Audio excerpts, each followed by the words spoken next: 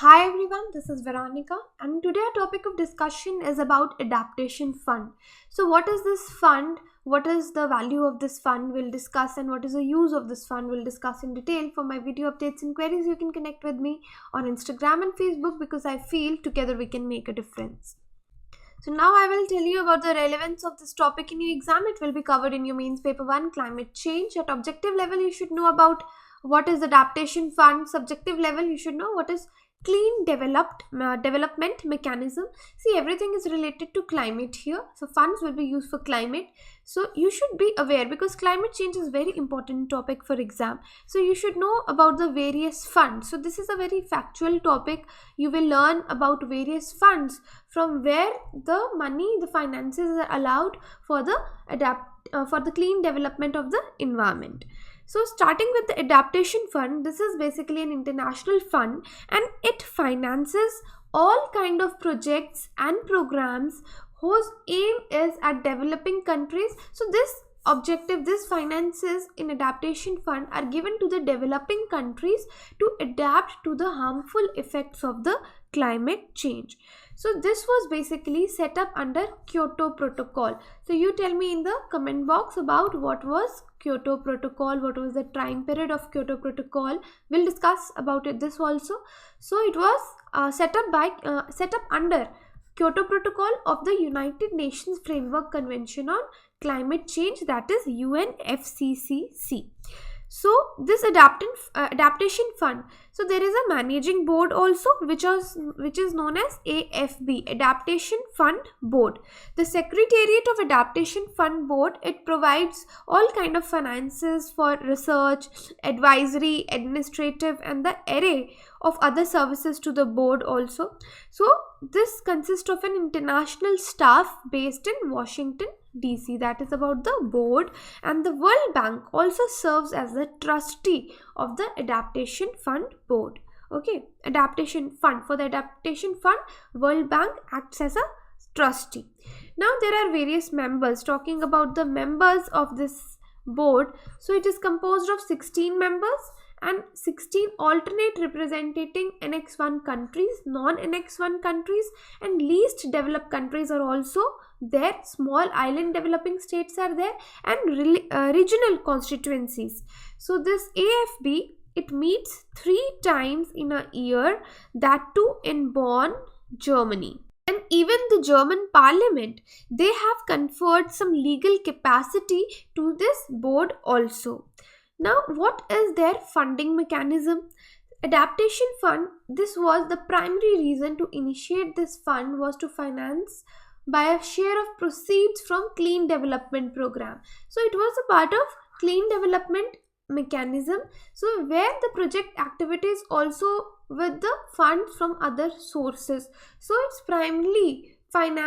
was primarily financed by a share of, so where the share of Adaptation Fund was taken from initially from the CDM, and the share of proceeds amounts to 2%. Here it is written 2% of certified emission reductions, which was issued by CDM project activity. So as the market of, you talk about carbon credits, okay, I have discussed about this in a previous video. So as the market for carbon credits, it plunged, other funding resources became more critical for the Adaptation Fund, and it include donations from Annex 1 countries also. So the unique feature of this Adaptation Fund is the direct access mechanism, which enables accredited national implementing entities and regional implementing entities or agencies in developing countries to directly access Climation Fund financing. So for the developing countries, it is a bonus, they can directly get the funds from this particular fund, Adaptation Fund. They can easily get the financing. So why today we are discussing this? Because see, in 2010 this Adaptation Fund has directed $532 million to 80 concrete adaptation projects in the most vulnerable communities of the developing countries, and it has served 5.8 million direct beneficiaries. And in 2018, this fund had raised $129 million in new pledges. That was a record-setting year 2018. So here, as I told you about this CDM, that is Clean Development Mechanism, See, this CDM, it allows emission reduction projects in developing countries to earn certified emission reduction, that is CER credits, so which is each equivalent to 1 ton of CO2. So this CDM is main source of income for Adaptation Fund, I already told you, and it is adopted under Kyoto Protocol. Now, as I asked you about the Kyoto Protocol, see, it was adopted in Kyoto, that is in Japan, that is why it is known as Kyoto Protocol, and it was adopted in 1997 and it entered into force in 2005. So the detailed rules for the implementation of protocol was adopted at COP 7 in Marrakesh, that was in 2001, and it was referred to as the Marrakesh Accords. So it was first commitment period that started in the year 2008 for the Kyoto Protocol and it ended in 2012. So Kyoto Protocol phase 1, it gave, so phase 1 of Kyoto Protocol was 2005 to 2012, which gave target cutting down the emissions by 5%, and the phase 2 of Kyoto Protocol, that was 2013 to 2020, it gave the target of reducing emissions by at least 18% by the industrialized countries. So that is about the CDM and the Kyoto Protocol. Now see here, I would like to tell you about various funding mechanisms for the climate change project activities. So this is very factual. So there is like a green climate fund. The headquarters at South Korea. It was first talked about in Copenhagen summit and formally established in Cancun in 2010. So here India's contention is that funds should be additional, verifiable, and mainly in the forms of grants. Okay, and there should be balanced support to both adaptation and mitigation. Then there was Clean Technology Fund. Then there is Adaptation Fund, we have just discussed. There is Global Environment Facility, GEF. This is important because it was established in 1991 by the World Bank itself in consultation with UNDP, DP and UNEP. UN is United Nations, DP is for your development program, EP is your environment program. Okay, so you should remember DP and EP. So this was initiated by World Bank in association with these two, so to provide the funding to protect global environment. That was the aim.